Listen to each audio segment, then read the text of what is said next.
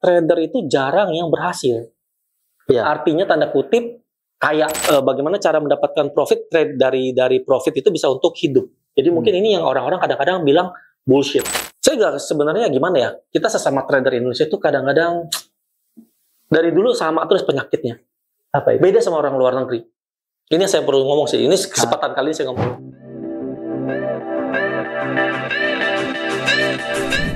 Saya kan udah kenal banyak trader di Indonesia ataupun di luar negeri, termasuk yang sekarang yang komunitasnya besar ataupun yang aktif di YouTube atau aktif di sosmed. Kepentingan beda-beda, Pak. Ya. Kepentingan beda-beda. Kepentingan. Jadi kalau saya pribadi, saya tuh kejebak juga sama flexing mereka. Dulu waktu saya belajar, saya bilang, saya admire, artinya saya apa ya? Mengidolakan guru ini jago banget nih. Nggak taunya dia punya broker. Ya. Dia punya pialang. Saya merasa dalam hati saya kurang asem. Saya dibohongin. Lu bukan real trader. Lu cuma sebagai IB, kurang lebih kasarnya. Karena dia punya broker, di belakangnya punya broker. Jadi nggak ada beda sama robot trading yang scam-scam kemarin gitu ya. Yang kayak Net89, ATG, segala macam gitu ya. Karena mereka itu mempunyai kepentingan pribadi. Contoh ya, saya nih. Saya mungkin aktif di YouTube, saya di belakang saya ada broker, Pak. Saya pasang lot besar-besar aja, ya kan, Pak? Iya. Kadang-kadang saya bilang itu, makanya orang punya kepentingan masing-masing. Kalau kita trader-trader yang baru-baru, Pak, contoh ya, saya profit $100. Iya. Dalam bentuk dolar, $100. Tapi pip saya 1000 pips misalnya. Yeah. Secara pips 1000, secara dolar cuma 100, karena kan 0,01. Tapi si trader ini pasang lotnya 20 lot, 10 lot, 15 lot. Dia menang 10 atau 50 pips aja, menangnya dari ribuan dolar, Pak. Iya. Nah, si penonton ataupun trader ataupun yang mau belajar atau newbie ataupun yang profesional ataupun yang udah pengalaman, 100 mah kecil, Jo. Ini $5.000 atau $10.000. Iya. Padahal pipsnya ini lebih gede. Iya. Ini pipsnya kecil, tapi orang sukanya ini. Tapi dia nggak tahu, dia pasang 20 lot, MC-nya berapa cepet. Iya. Nah, itu yang menurut saya trader-trader di Indonesia itu ibaratnya kalau ngomong kasarnya sedikit egois. Nggak kompak. Iya. Kalau trader luar negeri, Pak, saya perhatikan, Pak, itu mereka kompak. Kompak artinya apa ya? Kalau memang lu fokusnya buat ngajar. Kalau fokusnya sebagai IB, lu jangan ngajar. Iya. Karena ada conflict of interest. Iya. Saya tunjukin saya profit $1.000, $10.000 supaya lu gua punya account di sini, trading di broker gua, trading, lu MC gua dapat. Tadi Pak bilang, gua dapat komisi. Tapi sedangkan kita yang orang-orang bener-bener pengajar, murni ngajar, malah kacau gara-gara dirusak sama mereka. Iya, soalnya kita ajarin gitu cara MM yang benar, lot yang benar. Iya, cara MM, risk management. Iya. Cuma orang nggak suka gitu diajarin risk management. Iya. Pengennya gimana caranya entry sekarang 10 menit, 15 menit, PP. Sekarang lagi heboh kan, Bapak tahu nggak sekarang lagi heboh? Masa nggak sebut nama aja. Modal berapa? $100 menang $10.000. Tahu nggak? Enggak. Ada tuh heboh tuh sekarang, lagi heboh. Adalah satu guru yang lumayan besar. Dia show, saya profit $10.000 dalam waktu berapa bulan saya nggak tahu deh. Dengan modal $100. Waduh, Pak, itu orang pada tergiur pengen, padahal loss-nya banyak, Pak. Iya. Enggak, Kak. Gampang.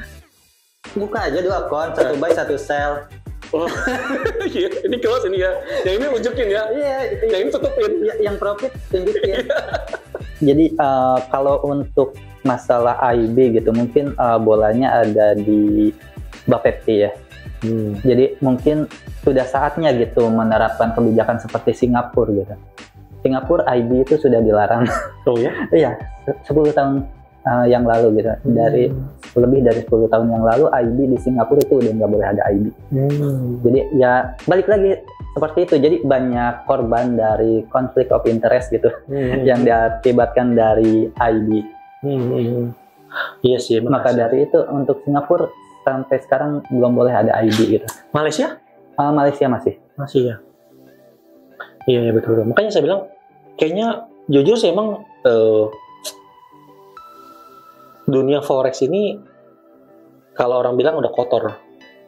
Ya udah kotor, dunianya udah kecampur, apalagi digabung dengan yang kemarin robot trading, Iya. makin hancur lagi. Ya kan seperti topik kita hari ini. Iya, ngomongin masalah robot trading ini. Punya pengalaman pahit apa nih?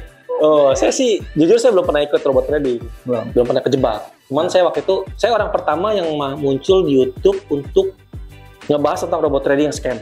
Si Fin88. Di bulan Januari tahun 2020 atau 2021 saya lupa. Sebelumnya belum muncul. Ya. Karena saya udah mencium, saya baca waktu satu artikel, dan saya tahu si pembawa Fin88 ini adalah, saya kenal orangnya. Yang sekarang masuk sekolah, baju orange. Iya. Saya tahu, setahu saya ini orang selalu mainnya money game. Sebelumnya dia main di ada namanya depan F gitu ya. Itu money game juga. Yeah. Sebelumnya ada semacam. Jadi, kalau kita urut ke belakang Pak, saya perhatikan nih. Bapak pernah dengar yang namanya dulu MIA. Terus kemudian setelah itu tutup GCG. GCG itu gak sama, robot trading tentang gold. GCG tentang gold, MIA tentang apa saya lupa, tentang gold juga saya lupa. Itu konsepnya PAM. Jadi copy trade, semua dana member pool jadi satu, dia hajar gold. Brokernya abal-abal. GCG tuh sempat meledak, sempat habis. Banyak teman-teman saya habis. Saya ditawarin. Saya bilang, gue orang forex, saya bilang gitu. Saya trader. Nggak mungkin tuh trading setiap hari profit di gold, saya bilang gitu. Apalagi si GCG ini waktu itu saya sebut namanya GCG karena udah tutup sih. ini GCG itu ada pelopor robot trading, bukan robot trading. Dunia scam trading lah. Ponzi, yes. Ini scam, ini kepalanya nih dia. Engkongnya nih, bubuyutnya nih. Karena dia yang pertama membuat semua orang tahu tentang trading dan bisa menghasilkan uang, baik orang trader, bahkan bukan orang trader. Iya. Orang biasa pun akhirnya ikut-ikutan gara-gara flexing teman-temannya. Nah, cepet jebol, tutup, muncul kripto. Jadi siklusnya gitu Pak. Jadi saya perhatikan siklusnya forex, trading profit, scam, ponzi, atau money game. Udah sepi, masuk kripto. Kripto habis, masuk lagi ke forex. Gitu terus ngegulung 2 kali gitu terus. Padahal orang-orangnya itu juga. Orangnya itu aja dan pemainnya itu aja. Dan membernya, nasabahnya mungkin ganti-ganti kan. Referensinya beda-beda kan ya. Cuma mereka nggak pernah belajar dari pengalaman yang lama. Kenapa? Karena mereka pikir, gue masuk duluan, gue dapat duit. Gue masuk belakang, jadi korban. Tapi orang yang di depan nggak mau ikut. Karena ngelihat dulu. Takut jebol. Padahal yang kesempatan kalau ponzi yang masuk di pertama, dia yang keluar terakhir. Ya, jangan ikut di terakhir mah. Orang yang sampai jual ruko, jual rumah, jual tanah gitu ya, itu gara-gara masuknya terakhir. Karena dia ngelihat buktinya dulu, teman-temannya dulu, udah duit kan. Nah itu namanya ponzi dan money game yang scamnya ada yang piramid, ada yang macam-macam. Begitu. Nah jadi kembali ke tadi, scam ini banyak cara Pak. Dulu pakai PAM, terus terakhir copy trade, terus terakhir PAM lagi. Jadi begitu terus mainnya. Nah kalau di kripto dulu zamannya Bapak inget nggak? Koin micin, koin abal-abal lah, yang tiba-tiba belum terus gitu kan. Terus ada lagi koin ICO. ICO itu artinya komunitas Pak. Jadi saya launching kayak koin yang artis-artis lah gitu lah. Karena mereka punya komunitas kan, jadi ngepam gitu gede gitu. Nah sekarang konsepnya, sekarang nih di dunia kripto sekarang tahun 2024 ya. Nah ini bakal ramai lagi Pak. Yang kadang mau ada halving. Nah kalau halving tuh pasti digoreng lagi. Apalagi yang ETF kan. Nah itulah. Nah sekilas tentang itu dulu. Nah kita lanjut lagi. Kalau masalah Ponzi itu kan ibaratnya susah ya. Ngebuktiin Ponzi itu sebelum meledak. Itu ada tips nggak gitu buat teman-teman gitu, cara ngebedain Ponzi atau bukan gitu, khususnya dalam robot trading dan juga mungkin tadi copy trade trading gitu. Saya kan bisa ngomong tentang di YouTube saya tentang Ponzi atau money game. Sebenarnya saya dulu adalah leader. Dulu leader suatu bisnis, tapi bukan bisnis forex ya, bukan. Dan saya tahu seluk-beluknya cara mereka menggoreng-goreng ataupun membuat Ponzi ataupun suatu money game lah. Sebenarnya paling sederhana kalau kita bicara robot trading ya Pak ya, atau tentang forex ya Pak ya. Forex itu gampang sebenarnya, ibarat kita berbisnis di suatu supermarket lah, ya kan. Saya mau ikut robot trading, saya lihat dulu dia tradingnya di broker apa. Itu aja paling penting. Jadi teman-teman yang awam sebenarnya gampang satu hal. Kita nggak bakalan tahu dia ponzi atau enggak sebelum dia kejadian. Semua mereka pinter oles Pak. Pakai pejabat, pakai ex pejabat, pakai ex jenderal, pakai ex apalah pokoknya yang keren-keren sebagai komisaris lah, sebagai manajemen. Terus kemudian bikin legalitas padahal jualannya beda dengan apa yang dia dapat izinnya. Nah, gitu. Izinnya e-book ya? Izinnya e-book gitu kan, sempet heboh kan. Ada yang jualan kopi atau jualan apa Pak? Ya kan ada juga tuh. Izinnya jualan bukan e-book lagi, ada jualan yang lain, jualan makanan atau produk gitu loh. Tapi jualannya software. Jadi menurut saya sih pinter-pinter maling daripada polisi, ya kan. Jadi makanya kita mesti orang awam satu hal yang menurut saya pengalaman saya gampang paling. Jika ada suatu, ini kita bicara tentang trading apa ya? Tanya aja, bisa nggak dia tradingin, dia punya robot ataupun apapun juga di broker yang sudah 10 tahun lebih. Contoh kayak sebut nama boleh ya, Asia Market, ya kan, atau misalnya yang macam-macam deh, yang luar, yang udah umum tapi luar negeri misalnya, nggak usah yang lokal dulu deh karena susah kan, yang luar negeri dulu deh. Kalau mereka punya alasan, oh babi bu nggak bisa, itu ciri pertama. Itu aja, di luar yang lain-lain itu bagi saya sederhana. Karena gini Pak, pengalaman saya juga nih, tahun 2000 waktu Net 89 baru mulai itu, saya ditawarin mau jadi leader sama orang Bali. Dia kenal sama si yang sekarang ownernya, lagi dicari. Kan lagi DPO kan sekarang ownernya kan si AA itu kan, isi inisialnya. Saya kata, Jo, lu kan trader ya Jo? Iya. Nih, gua ada software Euro USD kan? Iya. Oh iya bro, boleh gue lihat sebentar gak bro? Dia tunjukin Pak, Meta Trader 4-nya. Kan kita tahu lah trader ya. Pas dia entry Pak, dia nggak muncul Pak. Ada delay Pak. Iya. Ada delay berapa detik? Saya nanya, bro ini kenapa nggak muncul bro? Kita udah entry sell, kok nggak muncul? Munculnya 2 detik, 3 detik, atau 4 detik kemudian udah plus.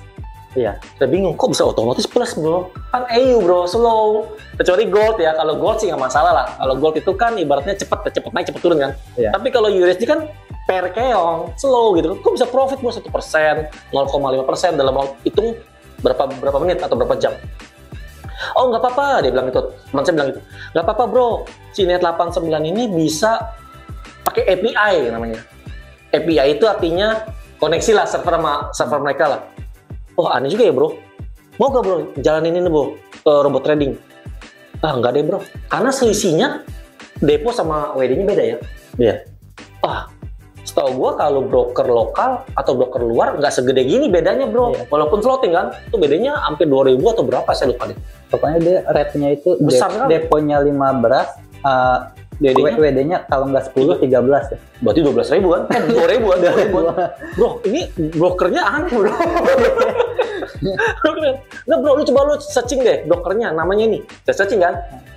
Memang ada brokernya. Iya. Tapi kok, bro, gue tes dong bro, boleh gak? Gue punya account nih di broker, misalnya saya broker hitam namanya.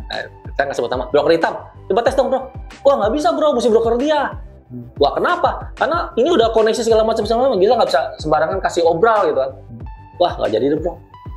Bener aja Pak, jebol kan. Tapi teman saya cepet kaya, sampai bisa beli mobil mewah. Soalnya di atas. Soalnya di atas, dan dia sebagai leader dapat duit. Nah, akhirnya sekarang jebol kan. Nah jadi itu ciri pertama adalah tadi brokernya harus bisa umum. Kedua tadi kata Bapak bilang, depo sama WD-nya jangan gede-gede amat lah. Sampai 2.000 mah nggak bener. Kalau 1.000 masih oke lah ya, 1.000 masih ya dia makan sedikit lah. Tapi kalau sampai 2.000 udah nggak bener.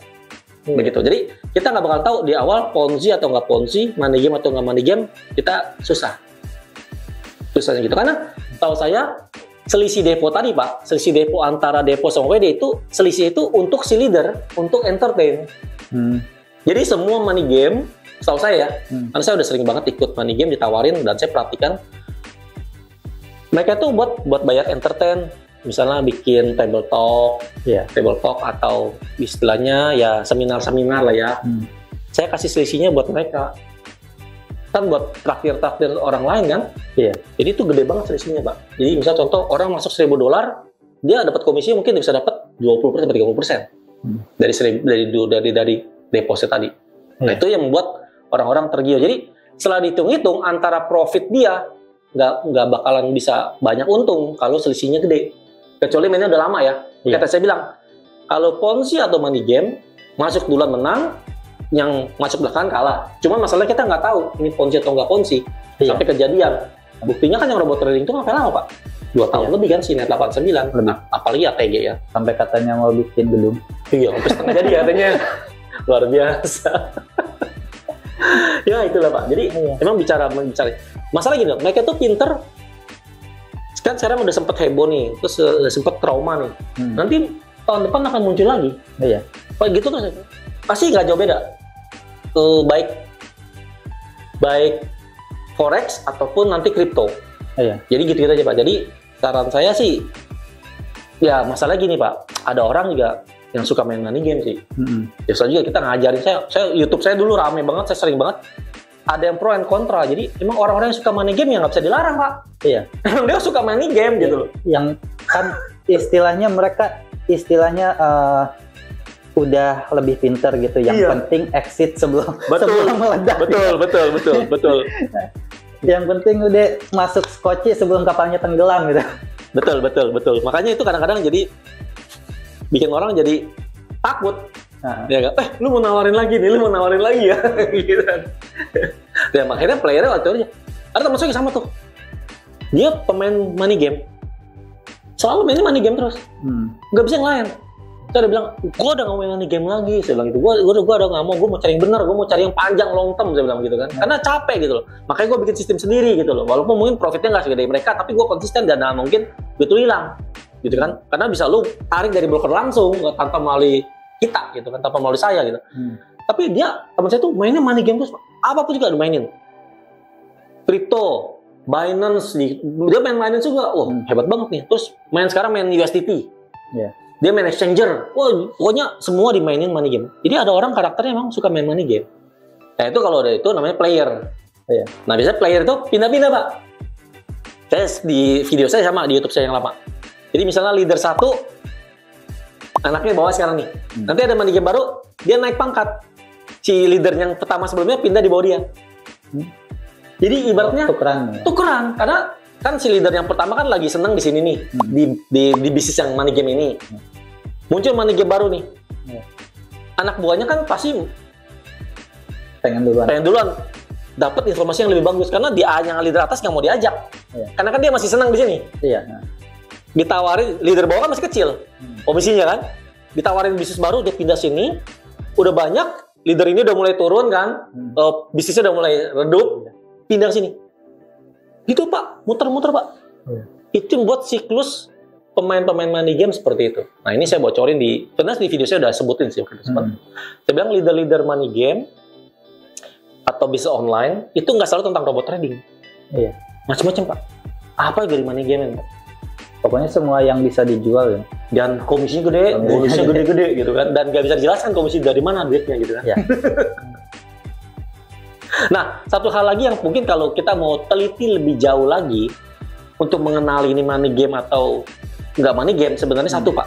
Kalau kita bisa ngitung, namanya itu mereka dibatasin kalau nggak salah 30-40% untuk bagi ke semuanya. Tapi kalau money game, itu bisa sampai 70-80%.